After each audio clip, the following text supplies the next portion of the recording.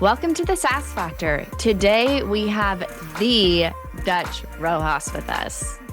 So Dutch, we've worked together in the past, collaborating with self-funded groups, and you've been in healthcare for 25 years. Can you Yes, tell thank you. us? Thank you for aging me. I appreciate that. That's the first thing that I want. Hey, dude, you're going to be 50 this year and you have gray hair. All your brown hair's gone. Yeah, I appreciate that. We got to keep you humble, right? That's right. That's right. Humble's good. Yep. So what is your motivator? What about healthcare really motivates you and drives you?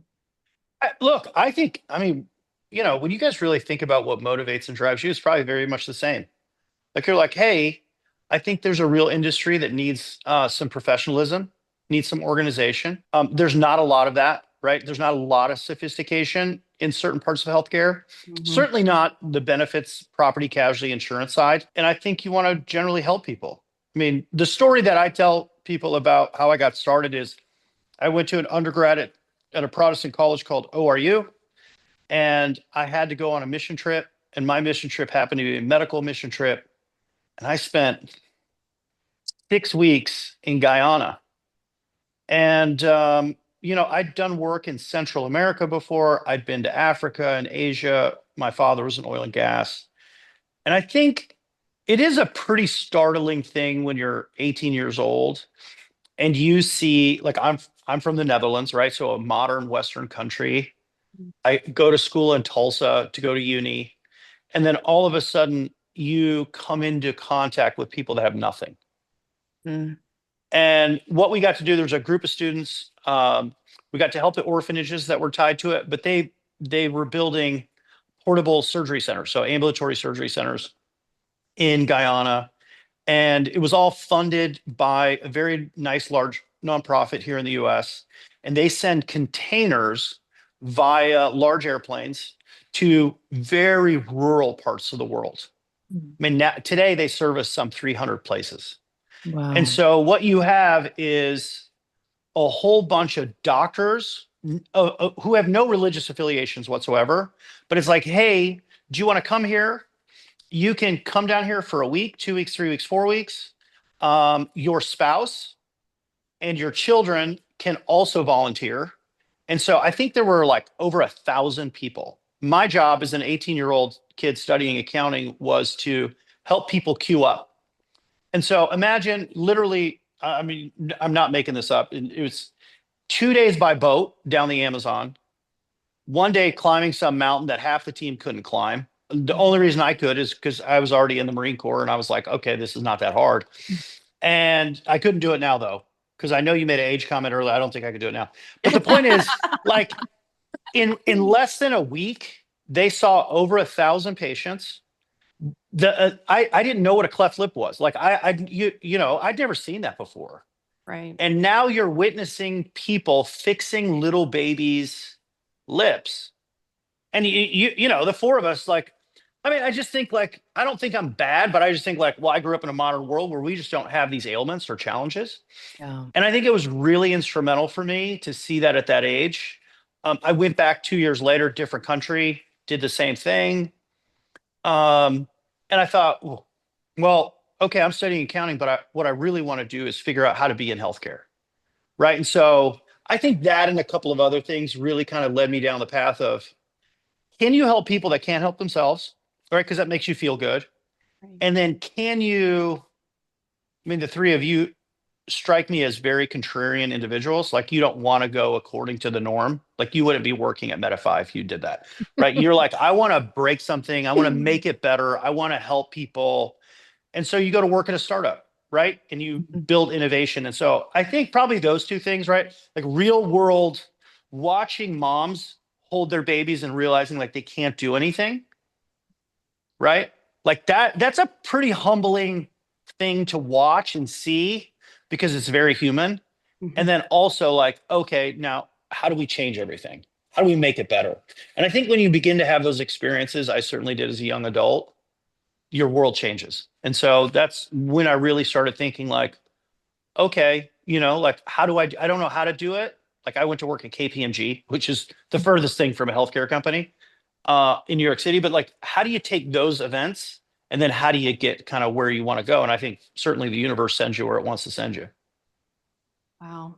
I didn't realize that about you, Dutch. Yeah.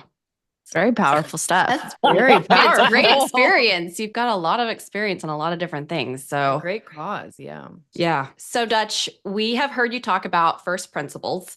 Can we dive into what those principles are? Look, I think first principles are really important because a lot of times in innovation, and certainly in healthcare, we get caught up in things that are too far downstream, right? We don't remember like, okay, when we were all little kids, we all learned like, what's the lowest common denominator, right? When we did fractions, your teacher was constantly like, no, bring it down to the lowest. And when you're building companies and you're building solutions, oftentimes, and we all do it, right? Like all of us, I certainly do it. I can get caught up in the how. Well, like, okay, you're going to fix healthcare. Okay, but and you get this on social media. Like, people are like, well, how are you going to do that? And you're like, hey man, ease up, like I can't fix every problem, but I can fix certain ones. But you start with first principles. Like first principles, the definition is like, what's the lowest common denominator of this thought process? And so I think about things that are important to you guys at Medify. It's like, well, physician autonomy is really important, right? Patient autonomy, like having the choices in front of me that I can access easily through good UI, UX, right? User experience, user interface. I get this. And then if I have a good UI, UX, I can then easily get to the physicians that I need or the medical facilities I need. Just enlighten anybody who's not familiar. Can you explain the difference between a health system and a provider owned, you said kind of outpatient? What does that look like? What's the difference there? So these are large health systems which comprise of everything. So they have everything from primary care all the way to delivering babies, all the way to the biggest, baddest brain surgeries you've ever seen, right? When physicians decided that they could do a lot of things on an outpatient basis, in the late 70s in Phoenix, they built the first ambulatory surgery center that was licensed. And so that's really a step down in acuity, right? There's no overnight. You can't keep a patient 24 hours. You have to send them away. But the nice thing about those types of centers and surgical hospitals, right, real specialty surgical hospitals, is they don't have the infection rates. They don't have the fall rates, and they don't have the risk. When you have a hospital system, you've got a lot of overhead. You have to pay for all of that overhead. And we experienced it first, kind of front lines here in Tulsa, as Tulsa was one of the first places that was really doing direct contracting network, all of that is, hey, if Dr. Smith owns the building and isn't indebted to tons of facilities and providers and maybe an investor, who knows what it is, they're able to provide care a lot less expensive than one of those huge hospital systems. That's right. Just to kind of give everyone a little bit more visibility into the system. Yeah. Suppose someone does go into a health system to meet with a provider. Is that provider allowed to refer them out to a freestanding or physician-owned facility? How does that work? That's a really great question. This is a fun topic. It's one of my favorites, in fact. Yes, the answer is, can they? Yeah, the answer is yes. Will they? The answer is no. The reason is because health systems do compensation, as you well know, through RVUs, relative value units.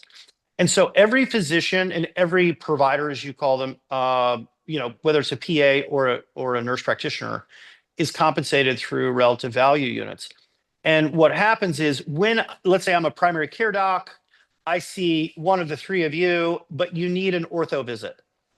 And I say, hey, Kelly, it's really a good idea if you go to see a doctor on the outside, let's say at a private independent orthopedic specialty place. Well, what immediately happens is, one, I don't collect the RVUs for the transfer.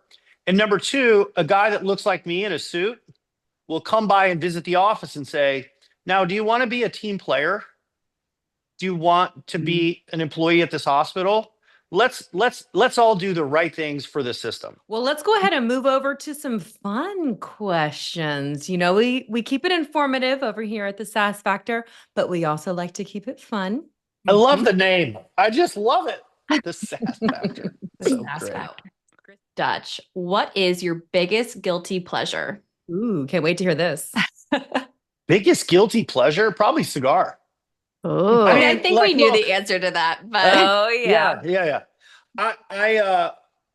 I get hounded by a lot of physicians, and I just tell them the facts. Everybody's got something, Yeah. and mine cigars. And then I also like to rub it in and say, I was in Saudi Arabia, and I made more friends in Saudi Arabia by smoking a cigar than anywhere else. Then I went to Singapore. I mean, I've got all these friends around the world, right? All these crazy places that I got to go.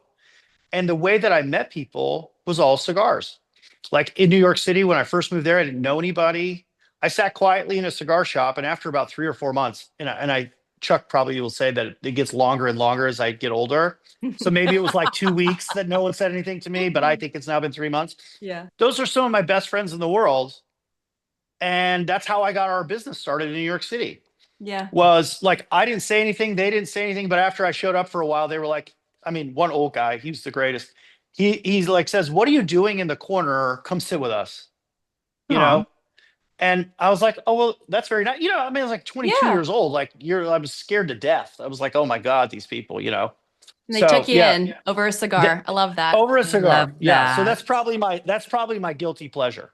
It's a good answer. Yeah, there's so many great people in the country, and that's how I met them. Thousands of people that I've gotten to meet that I don't think I would have ever met them, So yeah, You no, I and love it. I think you and I met in a cigar lounge as well. We did. I think Chuck Foster brought you over to the cigar lounge or something, and then we all Yep. ended up, it's just sitting there smoking a And then cigar. I, That was pretty great. So I'm like, are there some small skinny ones? And they're like, nope, it's real deal Holyfield. I'm like, all right, let's figure this out. I was like, hi, Dutch, I'm Shara Tingler. Yeah. I love it. Every once in a while, my wife has the crunchy moms over because they all live in the same neighborhood. Yeah. And one night I came home and it was like midnight, and they were all sitting outside. This was like a couple summers ago. And like, I noticed that some of my cigars were being consumed, and they were like, "Well, we had a couple glasses of wine. We just kind of assumed that it was okay." Thank God they didn't get into my real stash. I hide those. I put them somewhere else. But I did think it was pretty Hilarious. great. And they were having a great time. So I was Yeah. like, "Hey, do your thing, have fun." That's hilarious. Love it. well, you talk about that you've been all over the world. Where is somewhere that you haven't been but is on your list to go? Like, there's so many beautiful places like Peru, Yeah. Chile, that I've not really spent any time. So, I think probably down there. It's so beautiful down there. Have you guys Yeah. been? I lived in Venezuela when I was little. Did you? So that was pretty cool. My dad worked in drilling for an oil and gas Yeah. company. So we moved to Venezuela for about 3 years, and I became completely fluent, bilingual. And then I came back to the States and lost it all. So I need to get my Spanish back. But yeah, You still it was have pretty some. cool. Your accent's Now so tell good. me, did your dad work for Baker Hughes? No, but he worked for Helmer Campaign. So Okay. he worked there for a very, very long time. And we lived in Yeah. Venezuela, which was really neat. Yeah. I was so young though. I wish I remembered most of it, but yeah, it was really cool. I do think it's important for, like, I love that you had that experience. Yeah. I grew up Oh, that way. yeah. My dad was at BP, and I think it's like really important. I don't know how to do it for my kids. I got a 3-year-old and a 7-year-old, but I'm like, how do I get them like somewhere around the world to see the kind of stuff that I saw? Yeah. We'll figure it Yeah. out. 100%. Maybe some of those missionary trips and stuff will help There too. you go.